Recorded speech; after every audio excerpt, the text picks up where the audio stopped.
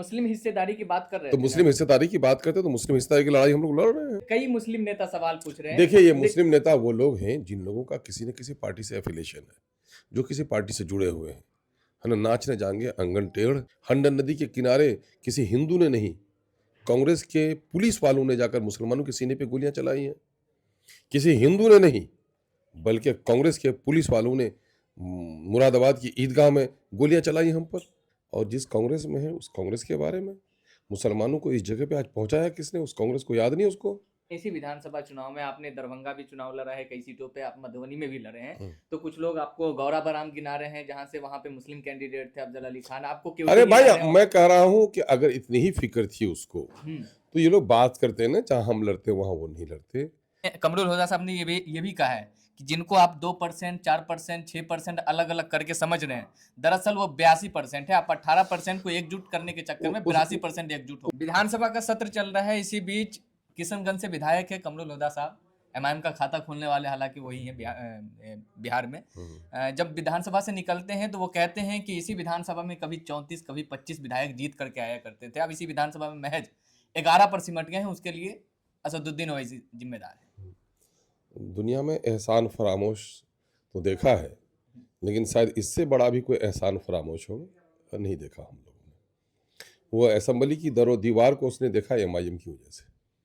और ये बंदा जो आपसे मुखातब है, इन्होंने ही उसको, मैं एमपी का इलेक्शन हार गया था और पूरे इलाके की हमदर्दियाँ मुझसे वाबस्ता थी, और मैंने कहा मैं इलेक्शन नहीं लड़ूंगा, मैंने उसको टिकट देकर इलेक्शन लड़वाया। आज उसके निशाने पे मैं हूँ, और बैरिस्टर असदुद्दीन ओवैसी साहब ने गोया टिकट दिया उनको, आज निशाने पर वो हैं। एहसान फरामोशी वो गए हैं कांग्रेस में, और इसलिए कांग्रेस में अपने कद को ऊंचा करने के लिए जब तक एमआईएम को गालियां नहीं देंगे वो तो नहीं होगा। उनको कह दीजिए। कह रहे 11 महीने पहचान करके निकले यहाँ, 11 हाँ, महीने उनको हाँ, पहचान लिया, उसके बाद हम हाँ, कराए हैं। हाँ, इतने नाबालिग भी नहीं थे कि 11 महीना पहचानने में लग जाए। हम्म। तो अभी तो यहाँ 11 महीना हुआ भी नहीं उनका, जिनके यहाँ भी गए उनका 11 महीना भी नहीं हुआ उनका, है ना? ये सारे जुमले धोखा देने के हैं। मामला ये है कि उस शख्स ने बड़ी एहसान फरामोशी का मुजाहरा किया है, और जिस कांग्रेस में है उस कांग्रेस के बारे में, मुसलमानों को इस जगह पे आज पहुंचाया किसने? उस कांग्रेस को याद नहीं उसको? बाबरी मस्जिद में अगर ताला ना लगा होता, बाबरी मस्जिद का खेल इस देश में न होता, बीजेपी पिनअप नहीं पाती। बीजेपी तो इसी की आगोश से पिनअप की आई है, जिसके आगोश में पलने के लिए गए हैं। ये लोग क्या बताएंगे? लेकिन चूंकि अब कई मुस्लिम नेता भी आपसे पूछ रहे हैं ना कि आपने बिहार के अंदर क़यादत कमजोर कर दिया है। पिछली बार जो संख्या क़यादत, विधानसभा में पहले आप ये मुसलमानों बात जान लीजिए, क़यादत किसको कहते हैं? गिनती को क़यादत नहीं कहते। मौलाना असराउल्लाह कासमी साहब एक अच्छे आलिम दीन थे, और जब तलाक बिल की पेशी हुई थी, मौलाना बोलना चाहते थे, आप जाइए ऑनलाइन उनकी गवाही मौजूद है कि तलाक बिल की पेशी हुई, मेरी शरीयत पर हमला था, लेकिन मेरी पार्टी यानी कांग्रेस ने मुझे बोलने की इजाज़त नहीं दी।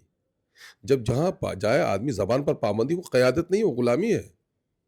क़यादत तो कहते हैं इसको कि अपनी आवाज़ को, अपने अवामी मसाइल को हम बर्जस्ता तौर पर कह सकें, किसी के इशारे के मोहताज न हों, इसको कहते हैं क़यादत। तो मुस्लिम हिस्सेदारी की बात कर रहे तो थे मुस्लिम ना? हिस्सेदारी की बात करते हैं तो मुस्लिम हिस्सेदारी की लड़ाई हम लोग लड़ रहे हैं।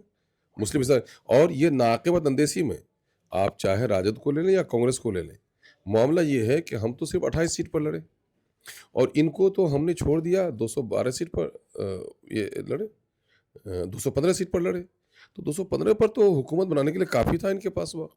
नहीं, आपसे कई मुस्लिम नेता सवाल पूछ रहे हैं। देखिए, ये मुस्लिम नेता वो लोग हैं जिन लोगों का किसी न किसी पार्टी से एफिलिएशन है, जो किसी पार्टी से जुड़े हुए हैं, है ना? नाच न जाएंगे अंगन टेढ़, ये वही लोग हैं।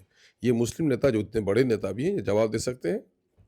2006-7 में सच्चर कमेटी रंगनाथ मिश्रा कमीशन की रिपोर्ट आई, और उसकी वजह से अलीगढ़ के 5 जगहों पर लॉलीपॉप मुसलमानों को दिया गया कांग्रेस ने कि हम खुलाएंगे। अब कांग्रेस का बेस वोट क्या है?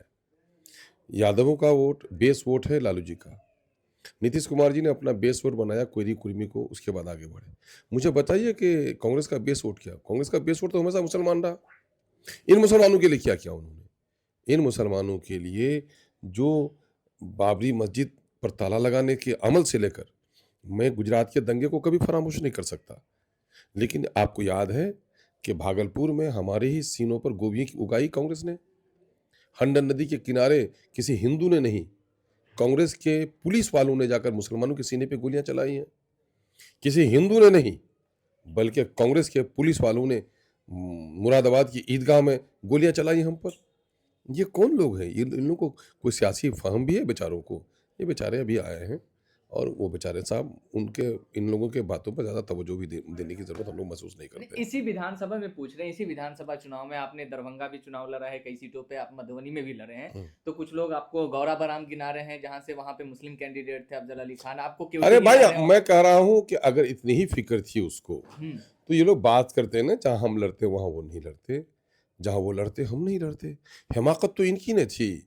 ये दरअसल लास्ट 3 डेज़ में इसकी सारी एनर्जी लग रही थी सीमांचल में। ये बीजेपी से नहीं लड़ रहे थे।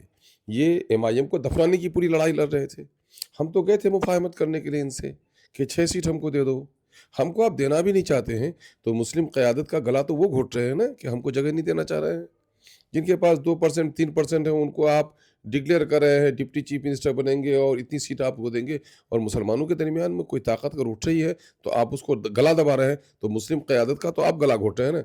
घबराइए मत, 5 हम लोग आए हैं, इंशाअल्लाह अगर हमने अच्छी कारकर्दगी का मुजाहरा किया तो इंशाअल्लाह हम 25 भी जाएंगे और क़यादत खड़ी करेंगे। लेकिन आप चूंकि वही 2-3% पे बात करते हैं, कमरुल हुदा साहब ने ये भी कहा है कि जिनको आप 2%, 4%, 6% अलग अलग करके समझ रहे हैं, दरअसल वो 82% है। आप 18% को एकजुट करने के चक्कर में उ- उस 82% एकजुट हो उस गए। बेचारे का समाजी मुताला बहुत कमज़ोर हम्म, है ना।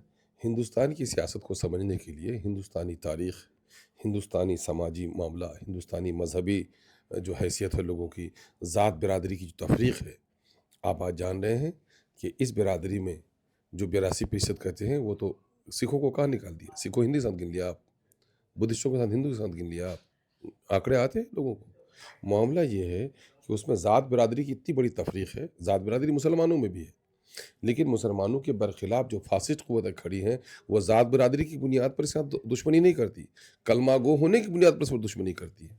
लेकिन उधर ज़ात बिरादरी की इतनी तफरीक़ है, इतनी तहदार है कि वहाँ पर भी बहुत सारा मामला है। जातिबंदी, गिरोहबंदी वहाँ पर भी है।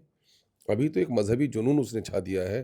क्या कोई दलित भाई, वो जो बड़े लोग जिस मंदिरों में जाते हैं वो जा सकते हैं क्या? हमारा तो काबा एक है, खुदा एक है, रसूल एक है, किताब एक है हमारी। क्या उनके यहाँ मंदिर एक है? क्या उनके आज़ाद बिरादरी में शादियाँ हो सकती हैं? नहीं हो सकती।